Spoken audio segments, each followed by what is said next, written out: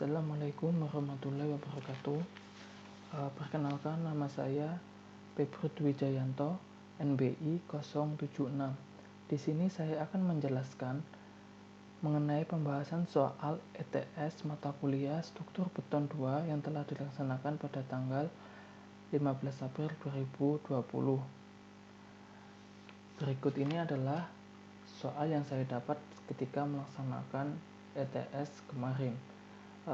Di sini sudah diketahui untuk pembesian di lapangan dan tumpuannya pun juga sudah diketahui dengan ukuran kolom 55 x 55 cm dengan ukuran balok 40 x 55 cm. Di sini F yield-nya yaitu sama dengan 476 MPa. Untuk FC-nya sebesar 37 MPa. Dan diameter tulangan sengkang yaitu menggunakan diameter sengkang 10 polos. Tebal selimut beton 40 mm. Nah, di soal saya ini yang ditanyakan adalah mengenai cek persyaratan geometri komponen struktur lentur SRPMK sesuai SNI 03-2847-2013 pasal 21.5.1. Berikut adalah pembahasannya. Pertama, langkah yang dilakukan adalah melakukan cek persyaratan geometri balok SNI 2847 pasal 21.5.1. Yang A ialah kita cek untuk bentang bersihnya atau LN. LN ini, yang dimaksud dengan LN adalah jarak antar muka kolom, bukan antar balok ke balok atau as ke as, tapi antara muka kolom dengan muka kolom. Nah, di sini sudah diketahui jarak LN-nya ialah 5,76 meter. Nah, untuk persyaratannya bentang bersihnya ini sendiri harus lebih besar dari 4D. Nah, untuk 4D-nya ini kita cari dengan menggunakan rumus D sama dengan tinggi balok efektif dikurangi tebal selimut dikurangi diameter sengkang utama dikurangi setengah kali diameter tulangan utama, maka didapatkan sebesar 487 mm. Nah, setelah itu kita kalikan saja, dikalikan 4, maka didapatkan hasil 1956 meter.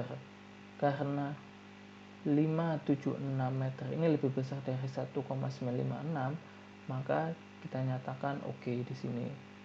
Selanjutnya ialah yang B, rasio dimensi lebar balok, yaitu menggunakan rumus BW dibagi tingginya.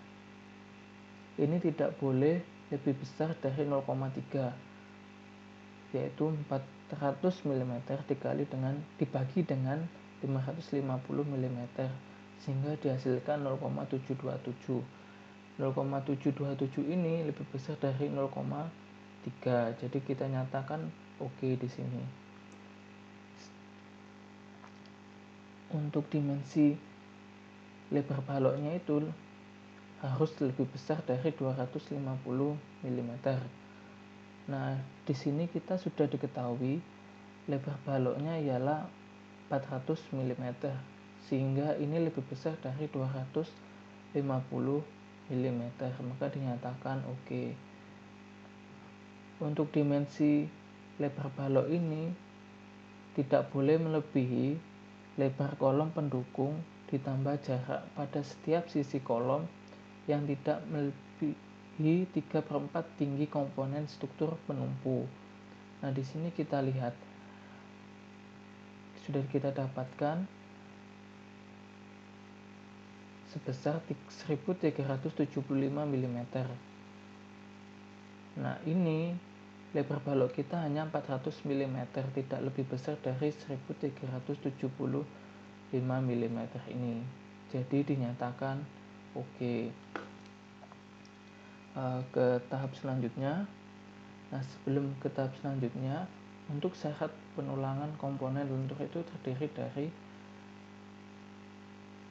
berdasarkan SNI 032847 2013 pasal 215.2. Ini mempunyai persyaratan penulangan komponen lentur. Di sini tertuliskan yaitu masing-masing luas tulangan dan bawah harus lebih besar dari luas tulangan minimum yang diisyaratkan. Yang kedua, rasio tulangan lentur maksimum dibatasi 0,025. Dan di sini pada penampang harus terpasang secara menerus minimum 2 batang tulangan atas dan 2 batang tulangan bawah. Selanjutnya, untuk kuat lentur positif, balok pada muka kolom harus lebih besar atau sama dengan setengah kuat lentur negatifnya. Kuat lentur negatif dan positif pada setiap penampang di sepanjang bentang harus tidak kurang dari 1/4 kuat lentur terbesar pada bentang tersebut. Nah, untuk tahapan selanjutnya ini setelah pendimensian di tahap satunya kita selesai, maka kita lanjut untuk cek nilai minimum dan maksimum luas tulangan berdasarkan SNI 2847 pasal 21.5.2. Di sini untuk FC dan F-nya kita tulis saja langsung 37 dan 476. Pertama-tama kita yaitu menghitung AS minimalnya. AS minimalnya itu berdasarkan SNI 2847 pasal 21.5.2 menggunakan rumus ini. BW dikali D dibagi 4 kali F yield dikali akar FC dan 1,4 kali BW kali D dibagi F yield-nya. Maka kita masukkan angkanya ke dalam sini. Nah, kita telah mendapatkan angka AS minimal 1 dan minimal 2. Maka kita akan mengambil yang besar di sini. Setelah kita selesai menghitung AS minimalnya, maka kita akan menghitung AS max-nya. AS max-nya ini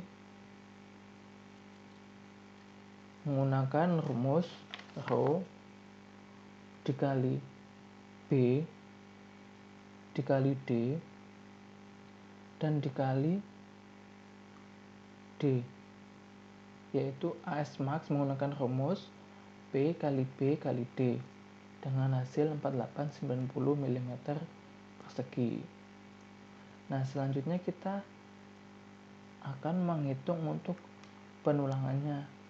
Penulangan yang kita pakai di sini yaitu AS penulangan yang memiliki diameter terbesar dan terkecil, jumlah pembesian yang besar dan terkecil. Maka di sini saya akan menggunakan AS-nya yaitu 3D22 dan 5D22. Di sini saya menggunakan rumus N dikali 1/4 pi dikali D kuadrat. Ini adalah menggunakan rumus lingkaran dan N ialah jumlah tulangan yang dipakai. Nah, setelah kita dapatkan ini, maka untuk yang tahap 2 ini kita telah menghasilkan nilainya. Oh ya, untuk yang 5D22 ini AS-nya harus lebih kecil dari AS maksimalnya. Dan untuk yang 3D2-nya ini harus lebih besar dari AS minimal yang angkanya paling besar ini. Nah, untuk selanjutnya kita ke tahap untuk yang ketiga, untuk cek lentur kapasitas positif dan negatifnya pada setiap potongan, yaitu yang A,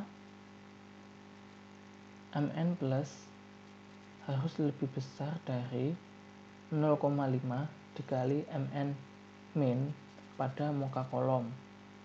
Nah, pertama yaitu menghitung MN plus 4D22. Nah, sebelum kita menghitung MN plus ini, kita harus menghitung A-nya terlebih dahulu. A ini adalah tinggi balok tegangan persegi, yaitu kita menggunakan rumusnya AS dikali F yield dibagi 0,85 dikali FC dan dikali B. Nah, setelah didapatkan nilai ini, baru kita bisa menghitung MN-nya. Kita masukkan angkanya di sini sehingga kita mendapatkan nilai 33,104,106 kN meter. Setelah selesai menghitung yang 4D22, sekarang kita menghitung MN-min 5D22. Rumusnya juga sama sesuai yang di atas tadi. Kita masukkan A-nya dulu, rumus hitung A-nya. Setelah itu kita bisa masukkan ke MNAS F yield-nya. Setelah itu, karena di sini tadi acuannya adalah MN plus, harus lebih besar dari 0,5 MN min pada muka kolom. Nah, di sini MN min-nya kan sudah kita dapatkan 2050. Nah, 2050 ini adalah 0,5 dari sini tadi. Kita dapatkan dari 409 8734. Selanjutnya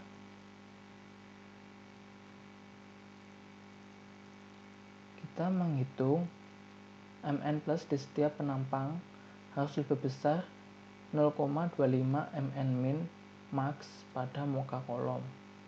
MN plus di muka kolom 4D22. Nah, MN plusnya sudah kita dapatkan di tahap sebelumnya, di tahap A. Dan ini kita juga mendapatkan seperempat MN minnya muka kolom, yaitu 100,468. Jadi ini 33104 lebih besar dari 102.468. Selanjutnya itu menghitung MN plus di tengah batang 4D22 atau lapangannya. Untuk rumusnya sendiri itu sama seperti sebelumnya, yaitu kita memasukkan A-nya dulu menggunakan rumus yang sama, AS dikali F yield dibagi 0,85 dikali FC dikali B. Nah, didapatkan nilai ini, maka kita bisa memasukkan MN-nya sehingga didapat nilai yang sama 333,104,106 kN meter.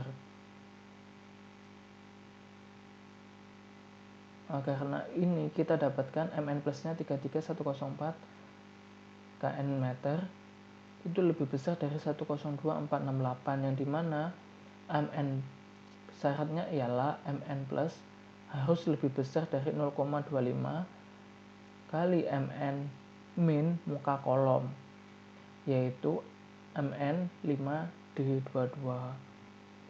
Dan untuk langkah selanjutnya yaitu MN min di setiap penampang harus lebih besar 0,25 dari MN min max pada muka kolom. Nah, ini caranya juga sama seperti cara sebelumnya, tinggal memasukkan angkanya sehingga kita dapatkan OK di bawah sini. Kita hanya mengulangi step sebelumnya untuk memasukkan ke tahap selanjutnya ini, karena yang rumus yang dipakai adalah sama. Sekian penjelasan